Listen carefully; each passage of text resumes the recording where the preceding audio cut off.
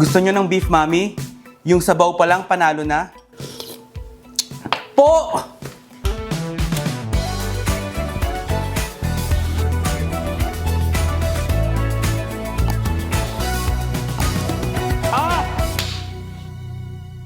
Madali lang yung mga ingredients, mga kachamba.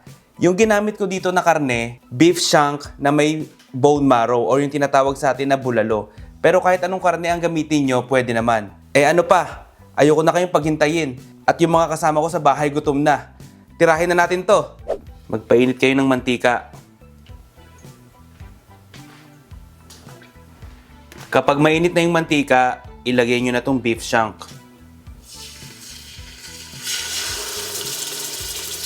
Isi-sear lang natin siya both side. Pag may both side ba? Both sides o both side? Both sides, dalawa. Okay. Isi-sear lang natin siya both sides para makuha natin yung brown. Yung kulay brown na effect, ang tawag doon, Maillard reaction. Ito yung magpapasarap pa sa sabaw ng mami. Pati na rin sa karne. Naka-medium heat ako sa process na to, guys, ha.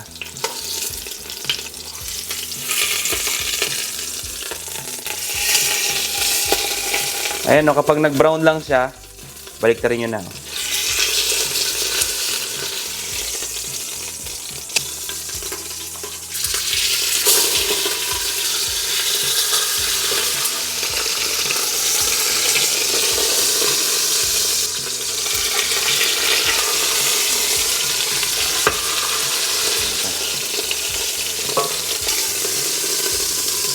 Ngayon, guys, hindi ko nalilinisin to dahil dito ko naman igigisa yung onion, garlic, carrots, pati yung onion leeks.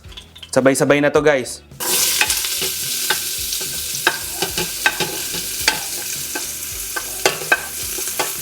Ngayon, ito, this is optional, ha. Kung gusto nyo lagyan ng beef cube, lagyan nyo. Suggest ko, maglagay kayo kasi pampasarap to ng sabaw.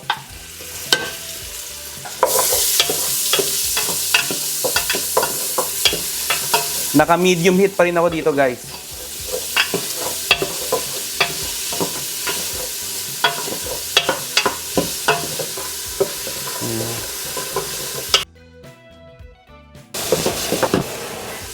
Kapag nagisa nyo na maigi, ibalik nyo tong beef shank.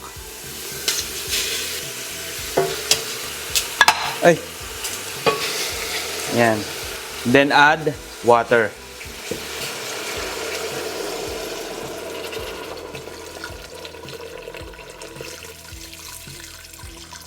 Yung dami ng tubig, guys, ganyan lang, oh. Hanggang mag-submerge lang yung beef shank. Huwag nyo namang damihan at baka malunod. Tama lang. And then you add ground black pepper. Yan. And salt. Ikalat nyo lang maigi yung salt and ground black pepper. Then, I'm gonna put it on low heat. Tapos, papakuluan ko to ng mga 40 to 1 hour. 40 to 1 hour. Papakuluan ko to ng mga 40 minutes to 1 hour. After 1 hour, pwede na to, guys. Malambot na to. Oh, nakita nyo naman, humihiwalay na sa laman, no? Ay, sa buto pala. Grabe sa lambot.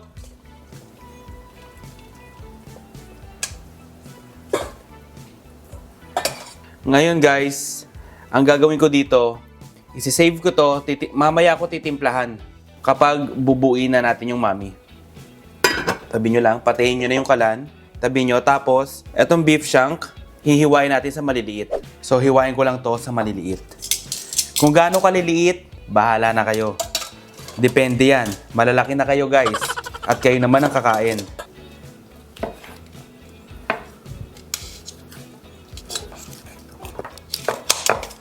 Ayan, o. Diskartehan nyo na lang kung gaano kaliliit ang gusto nyo. Para sa akin, mga ganito siguro kaliit. Kasi nga beef mami siya, eh. Ayan. Ayan, nakita nyo, oh. Ganito lang kaliit. Mainit pa, eh. Ayan. Yan. Ganyan lang kaliit, oh. Etong bone marrow, guys, sinasama ko to ha. Huwag nyo tapon. Ayan o. Tingnan nyo o. Sama natin yan dyan.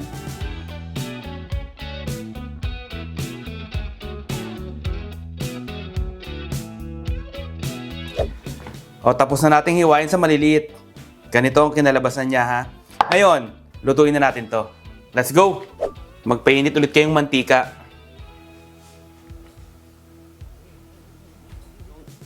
Tapos, igisa nyo na tong ginger and shallot.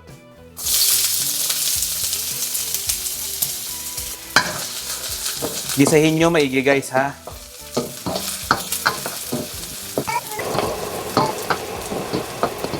Then, you add your garlic.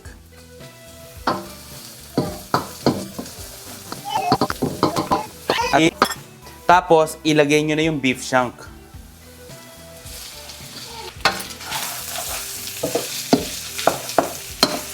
Haluin nyo lang maigi. Mix well.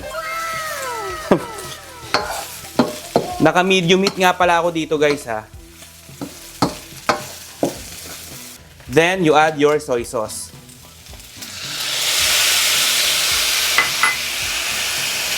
And oyster sauce.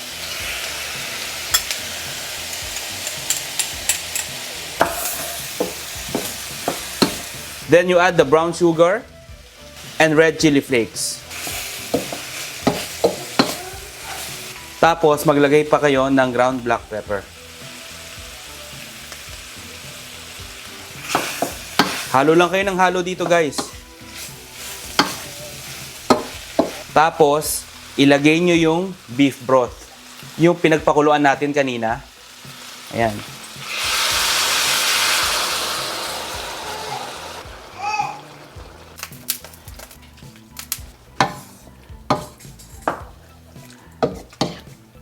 Siguro maglalagay pa ako ng konti pa.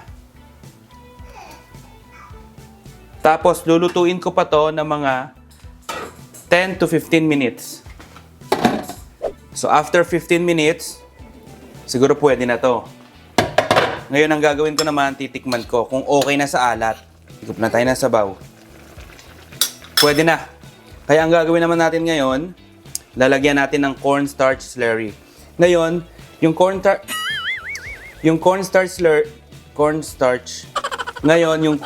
slurry, ano to 3 tablespoons ng cornstarch and 1/4 cup ng tubig. Tapos pag nilalagay natin siya, haluin natin, sabayan natin ng halo. Unti-unti lang. Huwag niyong bibiglain sa lagay. Unti-unti lang ang lagay hanggang sa makuha niyo yung consistency na gusto niyo.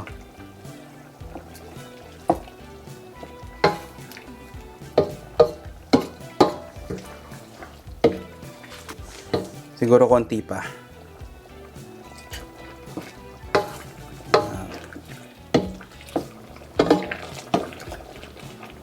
Lagay nyo sa low heat. Ayan, kapag ganyan nakalapot guys, para sa akin, okay na to. Tapos itong sabaw guys, timplahan nyo lang ng fish sauce. Mga 3 tablespoons ng fish sauce. Or depende sa alat na gusto nyo.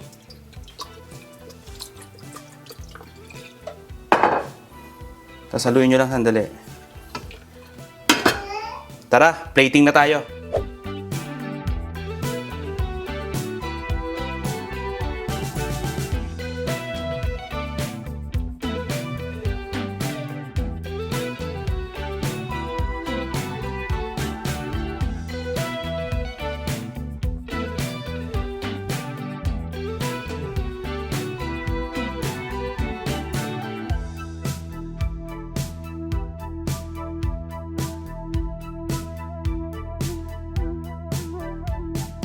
Di ba napakadali lang lutuin? Perfect na perfect to pang merienda.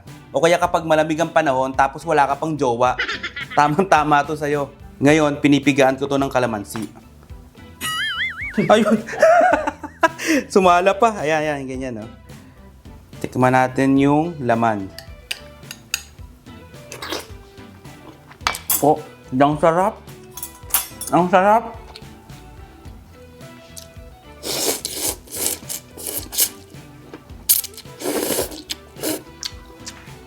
Perfect na perfect talaga to. Ang sarap naman ito.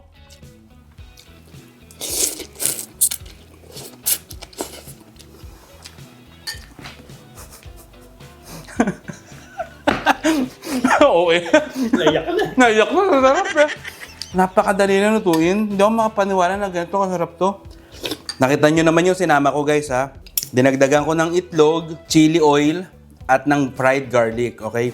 Tapos yung Mickey noodles, alam nyo naman to eh. Nakakabili to kahit saang palengke o kahit saang Asian store. Kung wala kayo sa Pilipinas. Kung nasa abroad kayo, kahit saang Asian store, pwede kayong makabili ng Mickey noodles. Ang pangalan nito, Shanghai noodles. Sarap, grabe. Kung magkaaway kayo ng biyenan nyo, lutuin mo to, sigurado babatiin ka nun. Ang hirap tigilan.